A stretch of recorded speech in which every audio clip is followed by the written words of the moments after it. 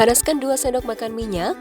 Tumis bumbu halus yang terbuat dari 12 butir bawang merah, 4 siung bawang putih, 8 buah cabai merah keriting, 2 buah cabai merah besar, 3 buah cabai rawit merah, 2 cm lengkuas, 4 butir kemiri sangrai, setengah sendok teh ketumbar, seperempat sendok teh jintan, seperempat sendok teh pala bubuk, 2 cm kunyit bakar, 1 cm jahe bersama 2 lembar daun salam, 3 batang serai, dan 6 lembar daun jeruk buang tulangnya sampai harum.